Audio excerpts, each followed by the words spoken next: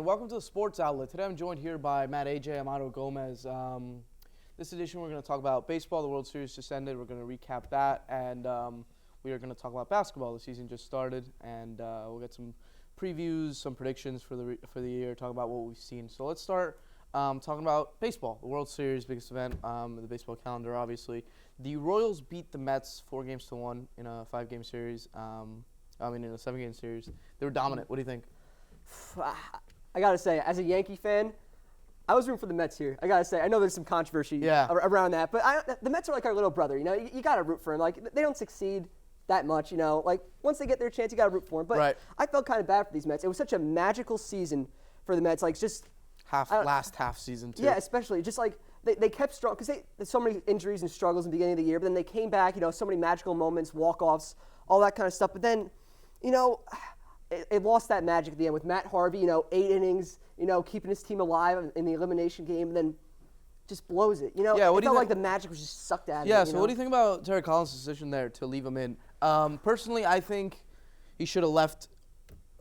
Leaving Harvey in to start the 9th was a great decision, was fine. You had to, almost. But I think after that first runner got on base, you had to take him out. See, I think it was a problem just having him in there in the 9th.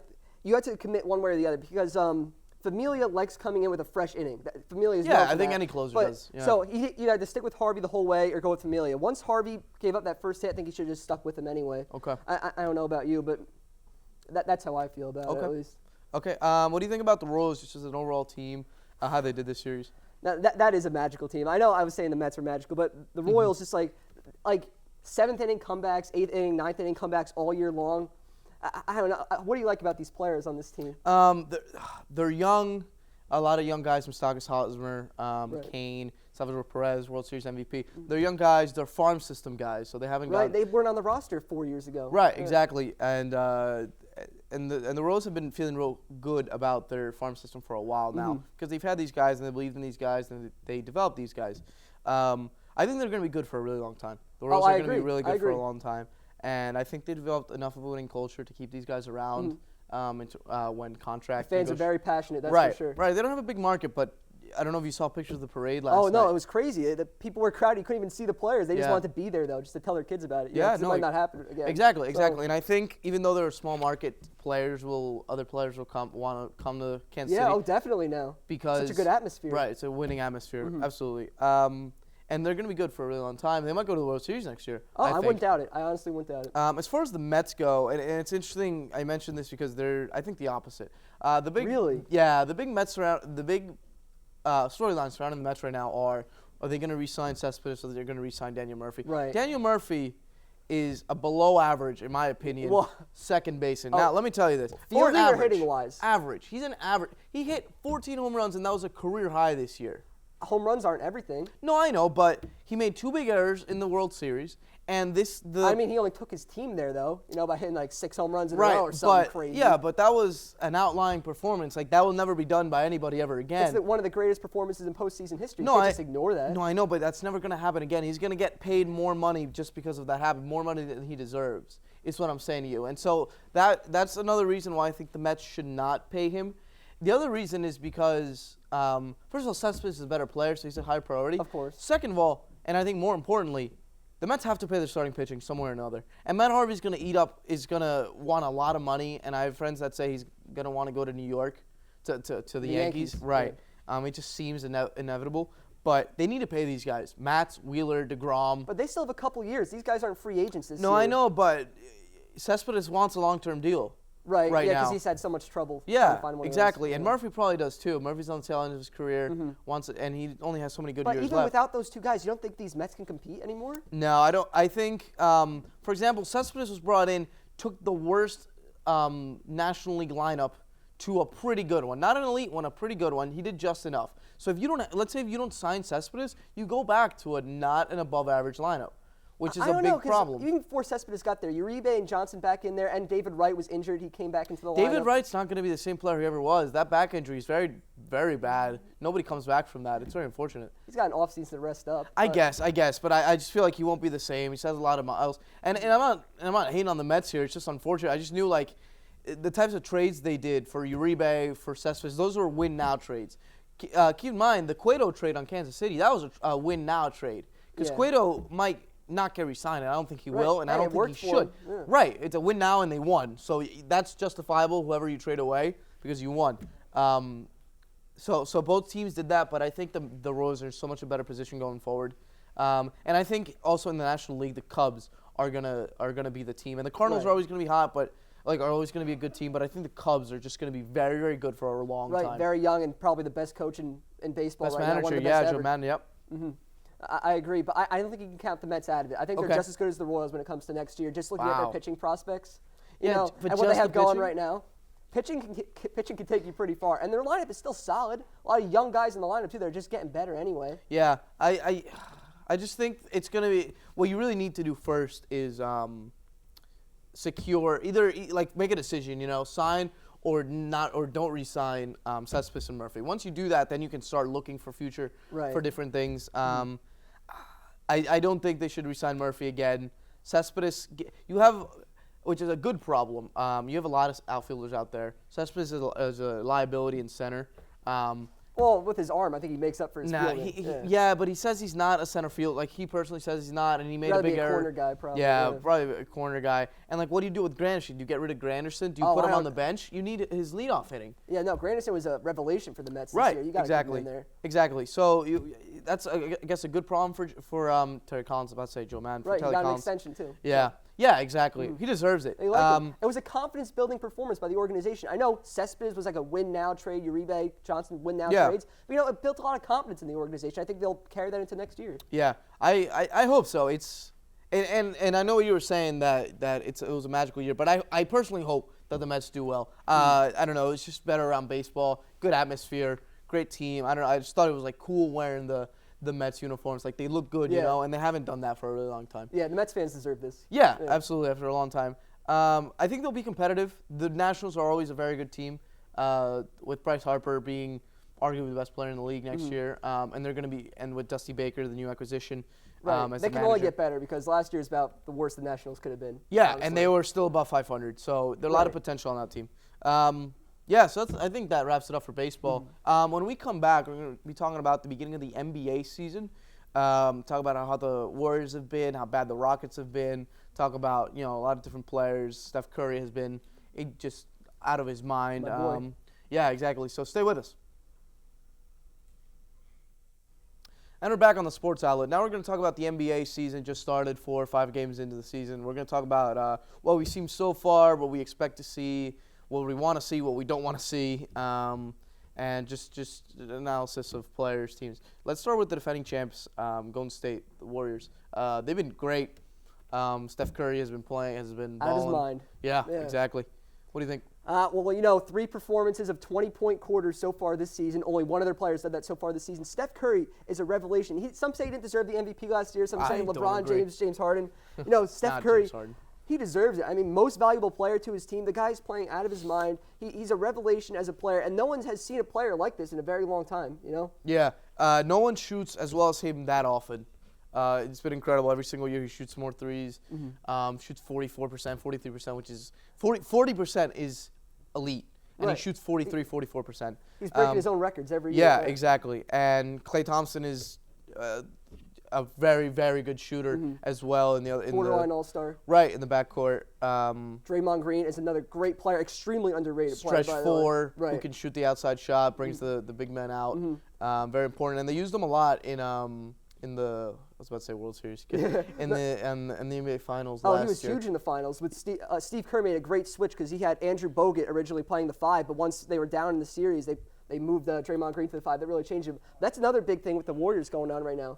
Steve Kerr is not the coach of this That's team right, right now. that's right. He's recovering from his back surgery. What do you think about Luke Walton coaching this team? Well, Luke Walton, I'll tell you this much: Luke Walton knows his basketball. I don't know if he was a very good player, but No, but that's he knows his basketball though. Son of Bill Walton, Right, one of the of course. greatest of all time. Great commentator, so he definitely knows his stuff. Taught under John Wooden, so Dad definitely knows his stuff. Luke Walton learned under the Zen Master. Phil Jackson was part of those 2 championships in 09 and 10. Right. He does have the experience, that's for sure. Yeah, with the Lakers. So and the guys like him. he's a player, you know, like he's played with He's some only of those guys. 35. Yeah, Yeah. exactly. He's played with, I'm sure, some like Bogut. I'm sure he's played against Bogut, Andrew Bogut. He has played it. That's right. That's Yeah, right. Bogut got drafted in like 06, 05. And he's a very popular guy. Some people are joking around that like they're playing better than last year, so Yeah. they should get rid of Steve Kerr. I don't know you about that. But no, me neither. But they've been great. They've been playing at an incredible pace, and they don't play heavy minutes. Nobody plays 38 No, minutes. it's very fast paced, and the NBA is actually adopting to that now. A lot of teams are going with this faster pace. There's more Popovich points per does. possession. Yeah. Right. But do you think there's any competition for these Warriors besides maybe the Spurs? Oh, I think so. I think in the West there are a lot of really good teams. I think the Spurs are always going to be very good. I think the Clippers are very good. Blake Griffin is playing very, very well. Chris Paul is always very solid. DeAndre Jordan, you know what you're going to get out of him. The Thunder are a very scary, scary team. Right. Westbrook is out of control in a good way. Durant is top 5 player in the NBA. I think 2 of the top 5 players on the NBA in one squad. Absolutely. That's crazy. I'm surprised they have not gone to more finals. They've only been to one so far. Well, yeah, Durant's been hurt. Of course. And the OKC trade, which I think in 20 years will be the most famous trade of all time, just because of what James Harden is going to do in his career. They're a very scary team.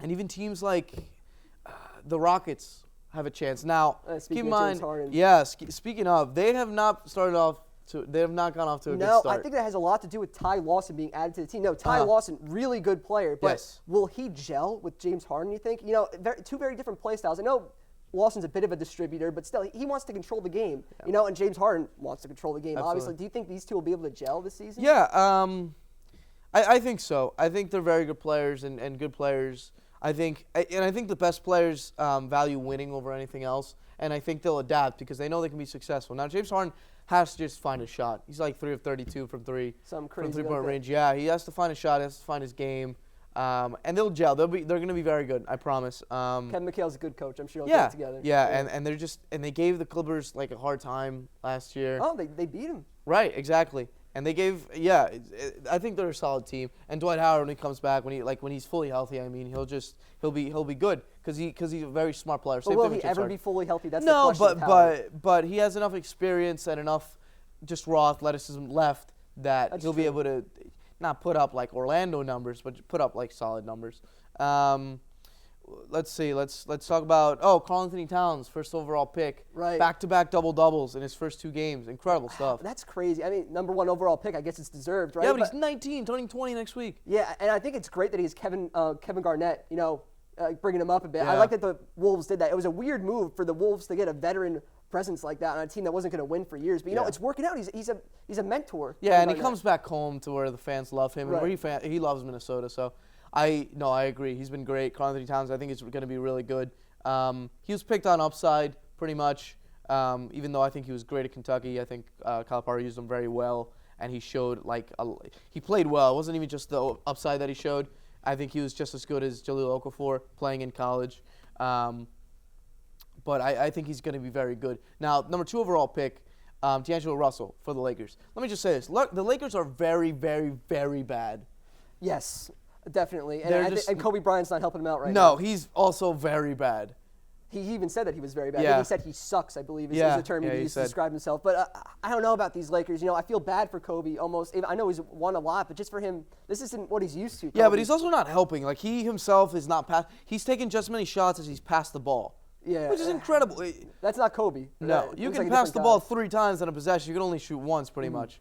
And you don't have to shoot every single possession, but you can pass. He's been shooting a lot of bad shots, air balls, threes.